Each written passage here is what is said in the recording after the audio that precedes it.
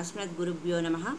ఎందరో మహానుభావులు అందరికీ వందనములు అనే కార్యక్రమంలో శ్రీ జిడ్డు కృష్ణమూర్తి గారి గురించి తెలుసుకుందాం.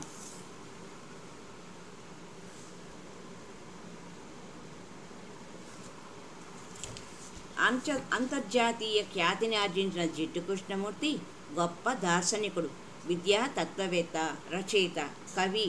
శ్రీ కృష్ణమూర్తి చిత్తూరు జిల్లా మదనపల్లిలో 1895 మే 11న జన్మించారు. తండ్రి శ్రీ నారాయణయ్య, తల్లి శ్రీమతి సంజీవమ్మలకు ఈయన 8వ సంతానం. శ్రీ నారాయణయ్య మదనపల్లిలో తహసీల్దార్గా పనిచేశారు. తల్లి శ్రీమతి సంజీవమ్మ కృష్ణ భక్తురాలు. తనకు పుట్టబోయే అష్టమ సంతానం దైవాంశ సంభూతుడిగా భావించి పూజా మందిరాన్నే పురిటిల్లుగా చేసుకొని పుట్టిన బిడ్డకు కృష్ణమూర్తి అని పేరు పెట్టుకున్నారు. శ్రీ నారాయణయ్య ఉద్యోగంలో రిటైర్ అయిన తర్వాత తన కుటుంబంతో మద్రాసు వెళ్ళి అడయారులోని దివ్యజ్ఞాన సమాజంలో ఒక చిన్న ఉద్యోగంలో చేరారు. ఆనాటి దివ్యజ్ఞాన సమాజం అనీబీ సెంట్, లెడ్ బీటర్ల వంటి ప్రముఖుల ఆధ్వర్యంలో ఉండేది. ధర్మస్థాపనకై కరుణామయుడగు మైత్రేయ బోధిసత్వుడు మరలా మానవ రూపంలో జగద్గురువుగా అవతరించే కాలం ఆసన్నమైనట్లు వారు భావిస్తూ ఉండేవారు. అలాంటి సమయంలో దివ్యజ్ఞాన సమాజ ప్రాంగణ సమీపాన గల సముద్ర తీరంలో ఆడుకుంటున్న కృష్ణమూర్తిని ఒకరోజు లెడ్ పీటర్ 1990లో చూసి ఆశ్చర్యంతో ఇతడే రానున్న జగద్గురువని నిర్ధారించుకున్నారు.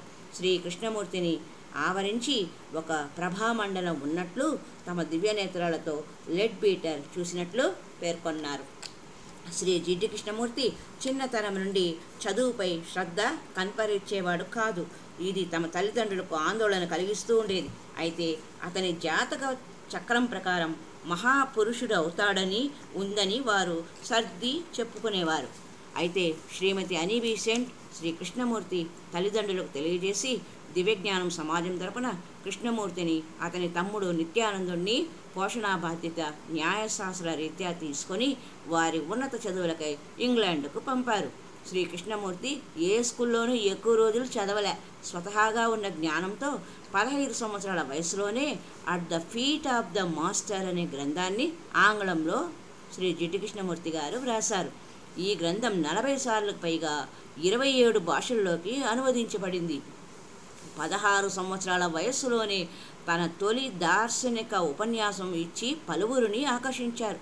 దీంతో జగద్గురుగా ప్రసిద్ధి చెందుతుండటంతో ఆర్డర్ ఆఫ్ ద స్టార్, తారక సమాజం అనే వ్యవస్థను జగద్గురు సందేశ వ్యాప్తి కోసం అనీబీ సెంట్ రూపొందించారు.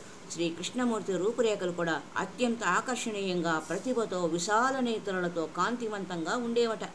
ప్రముఖ ఆంగ్ల కవి జార్జ్ బెర్నార్డ్ షా తాను ఎన్నడూ అంత చక్కని మానవమూర్తిని చూడలేదని పేర్కొన్నాడు. తారక సమాజ అభివృద్ధికి ఎందరో సంపన్నులు ఆర్థిక సహాయం, విరాళాలు అందజేశారు. హాలండ్ దేశస్థుడు ఒకరు 1 కోటను 5,000 ఎకరాల తోటను తారక సమాజానికి దానమిచ్చారట. ఆ పీదపై ఈ ప్రాంతం తారక సమాజ కేంద్ర స్థానంగా ప్రఖ్యాతి చెందింది. శ్రీ జిడ్డు కృష్ణమూర్తి తన సోదరుడు నిత్యానందం ఆకస్మికంగా మరణించడంతో సమాజంలో బాధ అంటే ఏమిటో తనకు తొలిసారిగా అర్థమైంది అన్నారు. ఆ బాధతో తనలో జ్ఞానజ్యోతి వెలిగిందని, ఒక నూతన ఉత్తేజం కలిగిందని ఆయన అన్నారు. 1922లో యుఎస్ఏలోని కాలిఫోర్నియాలో ఉండగా ఒక వినూత్న ఆధ్యాత్మిక అనుభవం కలిగి నూతన సత్యాన్ని దర్శించినట్లు పేర్కొన్నారు. దాంతో దివ్యజ్ఞాన సమాజపు ప్రధాన లక్ష్యాలే మారాయని అంటారు. 1926లో order of the స్టార్ను Shri Jiddu Krishnamurti రద్దు చేశారు. ఆ తర్వాత మతములకు, జగద్గురు భావనలకు, ఆరాధనలకు అతీతుడుగా నూతన ప్రపంచ నిర్మాణానికై కృషి చేశారు. జాతి, దేశం, మతము, రాజకీయ ఆదర్శాలకు అతీతంగా విద్యను బాలబాలికలకు అందించడమే నూతన ప్రపంచ నిర్మాణానికి మార్గమని ఆయన విశ్వాసం. శ్రీ జిడ్డు కృష్ణమూర్తి మహావేదాంతి, జీవిత సమస్యలను అర్థం చేసుకున్న వ్యక్తి.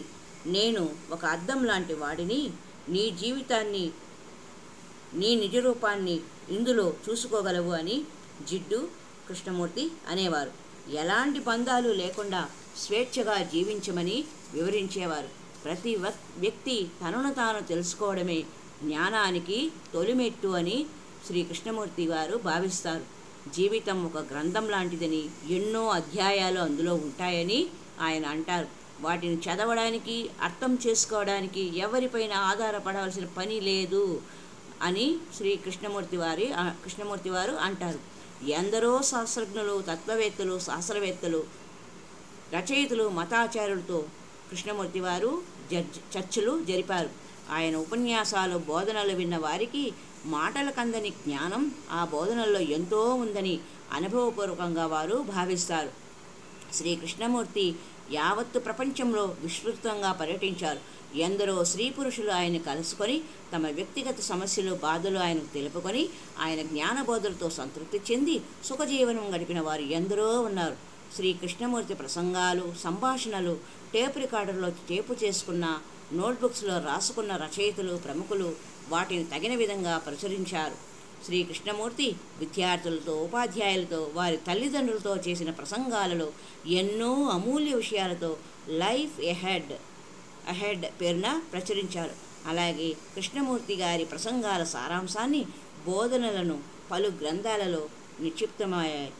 ఉదాహరణకు freedom for the known, the only revolution, the urgency of change, the impossible question, beyond violence, Krishnamurti's notebook, ఇలా అనేక ప్రచురణలు మానవ జీవితాల లక్ష్యాలను నిర్దేశిస్తాయి అనడంలో సత్యదూరం లేదు.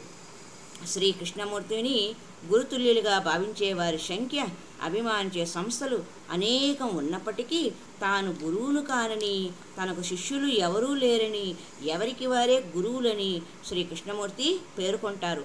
ఇతరుల నుండి ఏమీ ఆశించకుండా నీ గురించి నీవే క్షుణ్ణముగా తెలుసుకోవాలని ఆయన అంటారు. శ్రీ కృష్ణమూర్తి గారు 6 దశాబ్దాల పాటు ప్రపంచంలో 4 చెరుగుల, ముఖ్యంగా మన దేశంలో పలు ప్రాంతాలతో పాటు అమెరికా, యూరప్ దేశాలలో పర్యటించి చేసిన బోధన సారాంశం ఇదే. ఇంగ్లాండ్లోని బ్రాక్వుడ్ పార్కు, హ్యాంపియర్ ప్రాంతంలో శ్రీ కృష్ణమూర్తి విద్యా సంస్థను నెలకొల్పారు. చిత్తూరు దగ్గర రిషి వ్యాలీలో, బెనారస్ దగ్గర రాజ్ఘాట్లో శ్రీ కృష్ణమూర్తి పేరు మీద విద్యా సంస్థలు ఉన్నాయి. శ్రీ కృష్ణమూర్తి తరచూ ఈ విద్యా సంస్థలు సందర్శించి అధ్యాపకులను, విద్యార్థులను, వారి తల్లిదండ్రులను ఉద్దేశించి ఉపన్యసించేవారు.